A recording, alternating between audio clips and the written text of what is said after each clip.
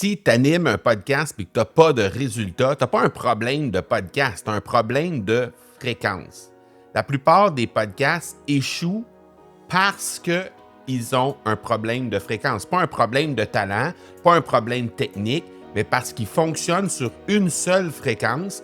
Un podcast qui résonne, c'est 3 fréquences. Et si tu n'as une seule fréquence, tu n'as pas un podcast, tu as juste un projet improvisé. Alors aujourd'hui, on va voir ensemble les 3 fréquences que ça te prend absolument si tu veux être capable d'avoir du succès et des résultats tangibles, autant pour toi que pour les gens qui viennent écouter ton podcast à chaque semaine.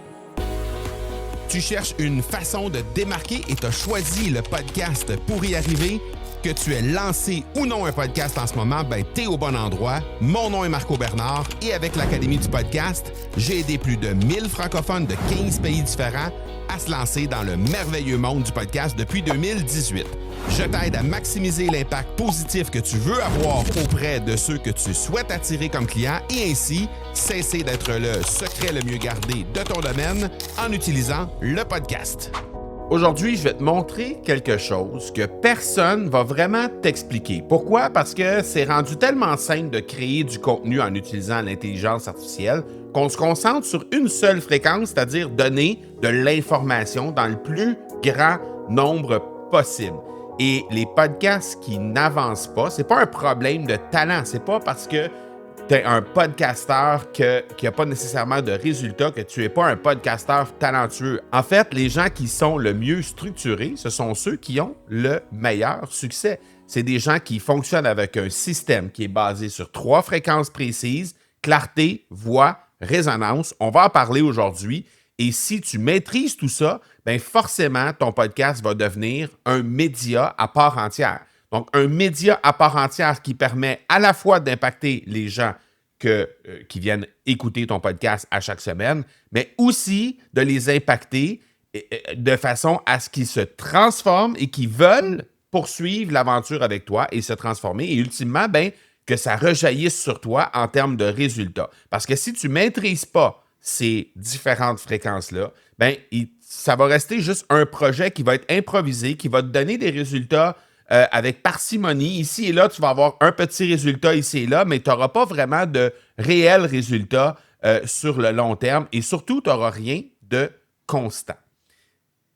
Par contre, tu as l'impression probablement de travailler très fort sur ton projet, sur ton podcast, de mettre des heures et tu te dis « Oui, mais my God, je ne vois pas, Marco, qu'est-ce que je pourrais faire de plus? » Ton projet podcast, il avance pas parce que tu ne mets pas du temps, pas parce que tu ne mets pas des efforts, pas parce que tu ne mets pas l'énergie ou que tu n'as pas la volonté qu'il faut, mais plutôt parce que si les résultats ne suivent pas, au fond de toi, tu le sais que tu pourrais impacter davantage les gens si tu avais juste un peu plus de structure. Présentement, tu es probablement dans une situation où tu te dis, OK, qu'est-ce que je pourrais bien faire aujourd'hui comme épisode de podcast? Qu'est-ce que je pourrais faire qui serait différent de ce que j'ai fait dans les dernières semaines et que je pourrais faire la semaine prochaine et qui pourrait éventuellement, évidemment, impressionner les gens et intéresser les gens. Et si seulement tu pouvais comprendre par où commencer, quelle fréquence ajuster en premier pour que par la suite, tu puisses être capable d'avoir plein d'autres possibilités et que les gens se reconnaissent dans ce que tu fais. Parce qu'un podcast, en fait, ne manque jamais réellement de talent.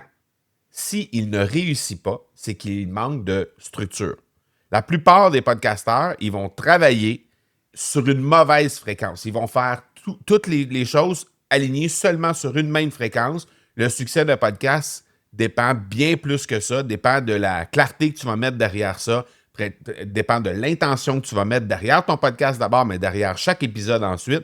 Et ça dépend bien plus de ça que de la créativité ou de qu'est-ce que tu pourrais bien mettre de nouveau à travers les différents épisodes de podcast. Alors, ce que j'ai envie de te parler aujourd'hui, c'est les 3 fréquences. Les 3 fréquences sont d'abord la fréquence intentionnelle. La fréquence intentionnelle, c'est quoi?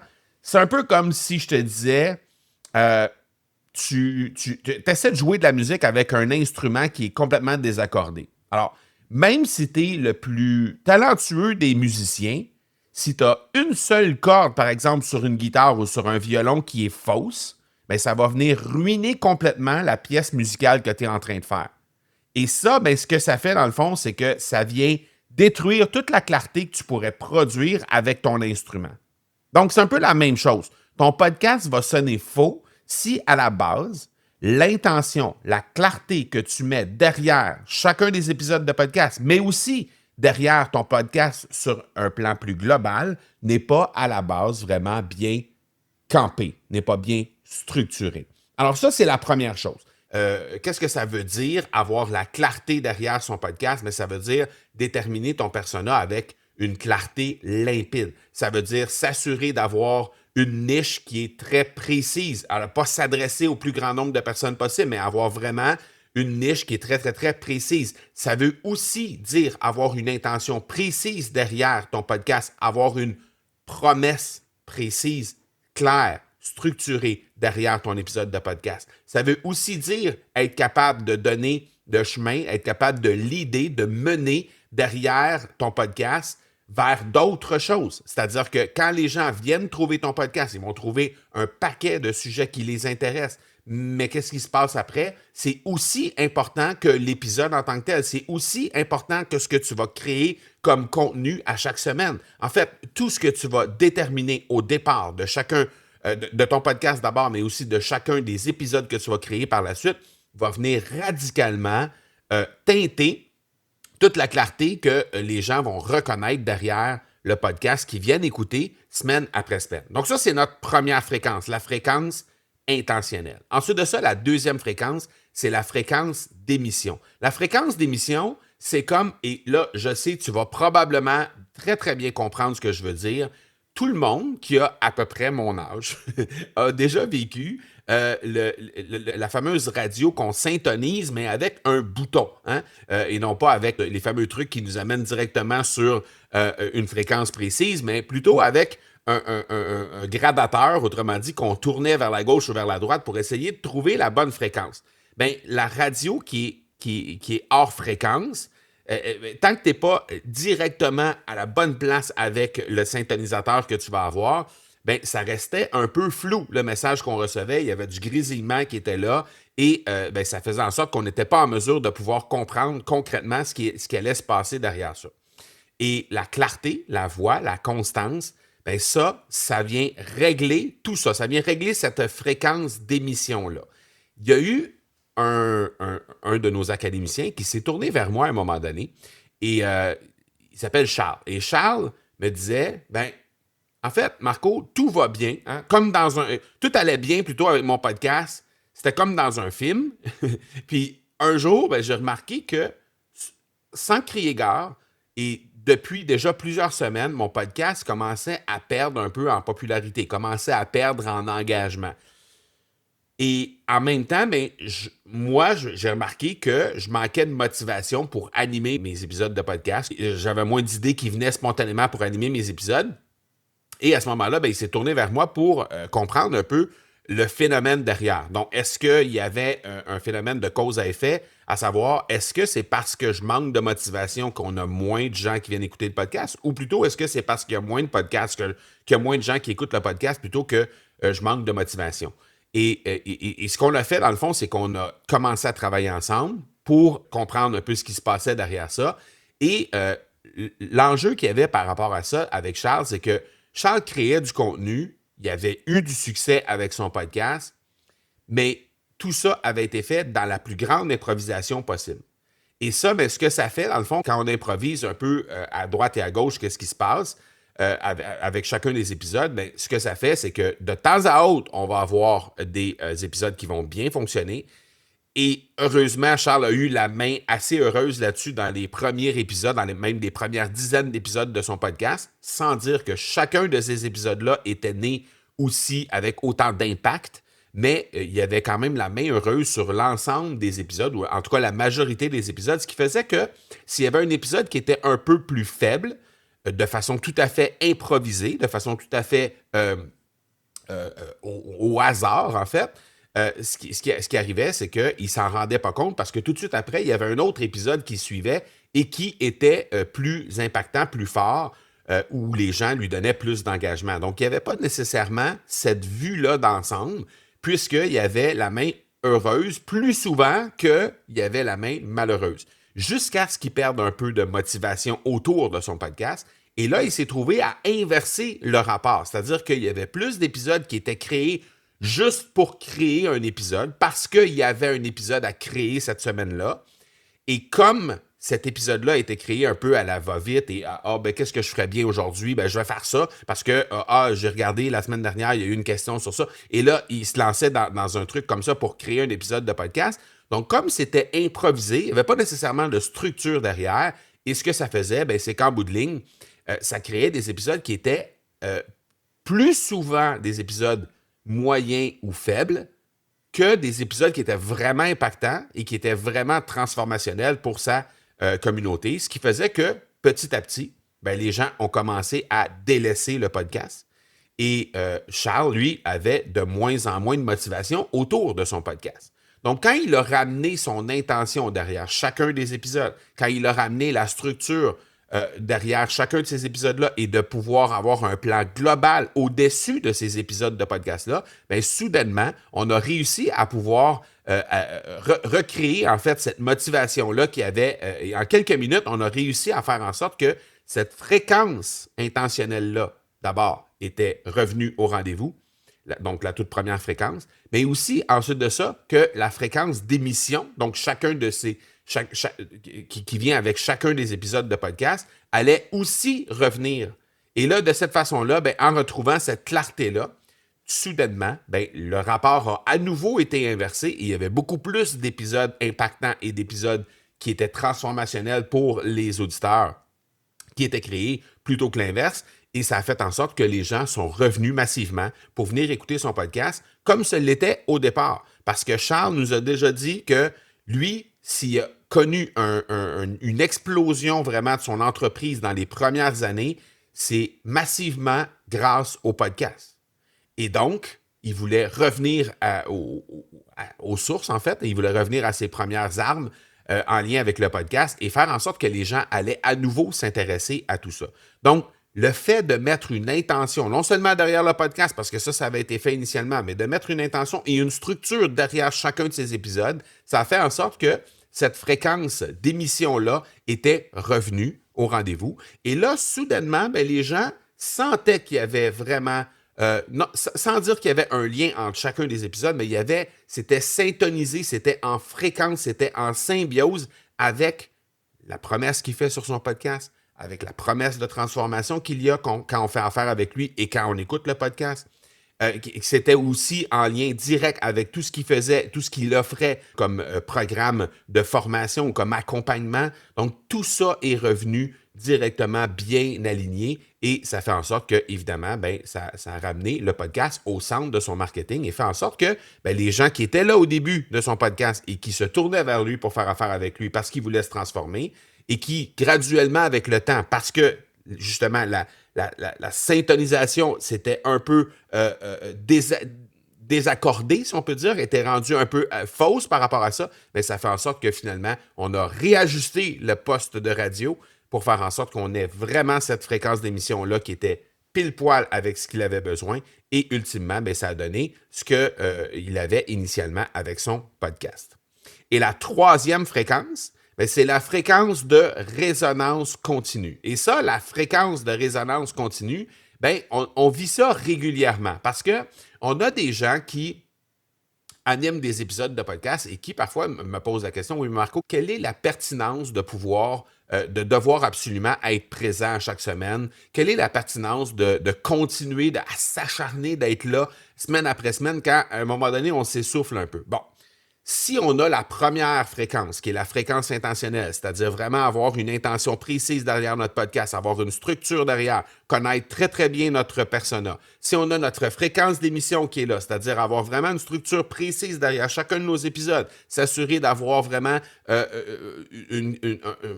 une fréquence de création de podcast, c'est-à-dire d'avoir l'intention et d'avoir la possibilité de créer des épisodes qui sont vraiment alignés pour servir notre fréquence intentionnelle, pour vraiment venir servir l'ensemble de la mission qu'on se donne, notre fréquence de résonance continue, avec toute la structure qui est mise derrière, automatiquement va venir d'office.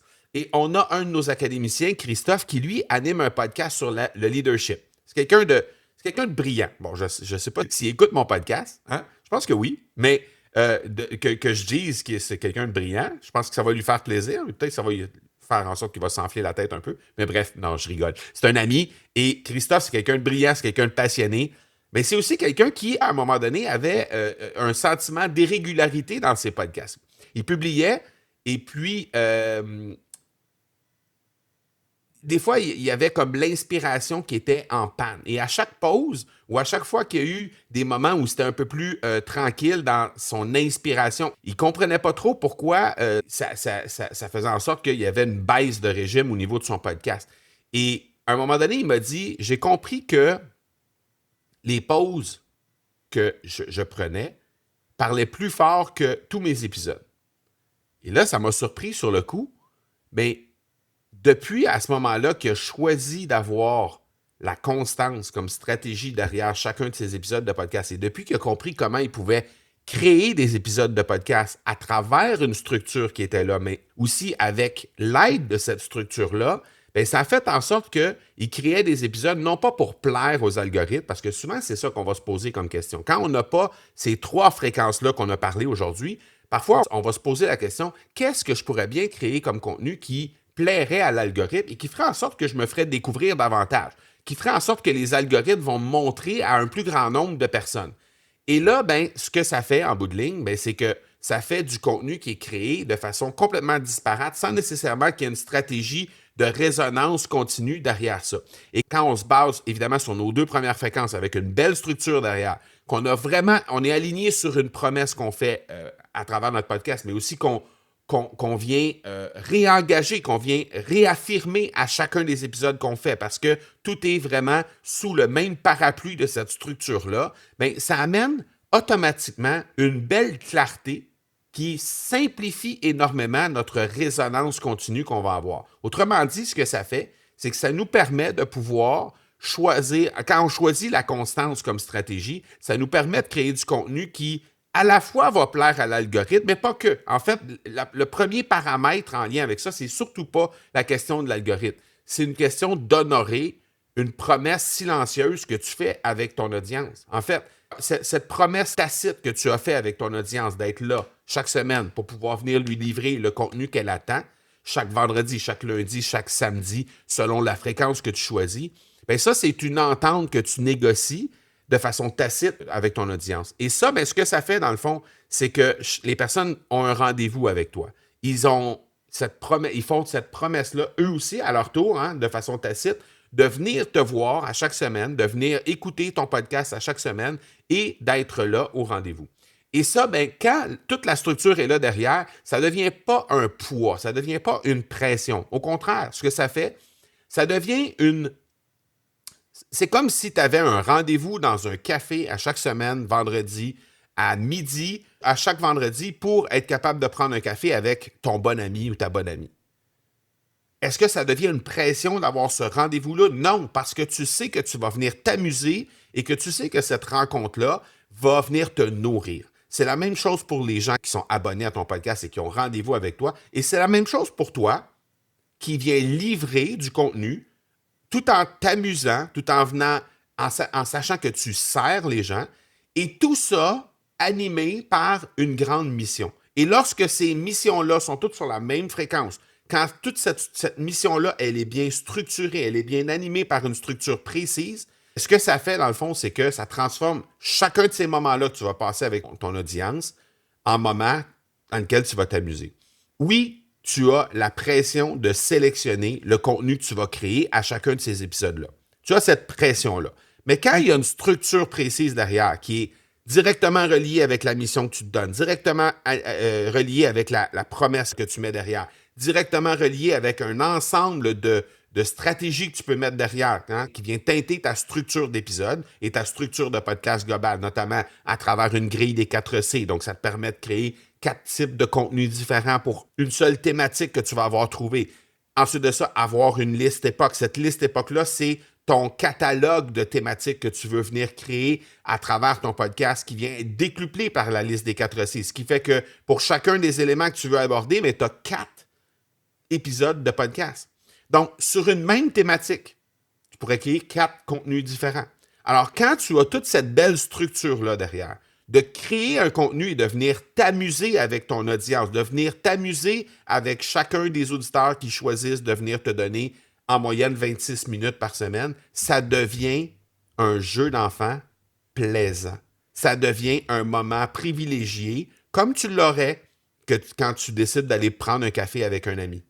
Alors, cette structure-là des 3 fréquences, la fréquence intentionnelle, la fréquence d'émission et la fréquence de résonance continue, ça fait en sorte d'alléger le travail. Ça fait en sorte de pouvoir te placer aux commandes de ton podcast. Ça permet de faire gagner en clarté sur ce que tu livres avec ton podcast, évidemment.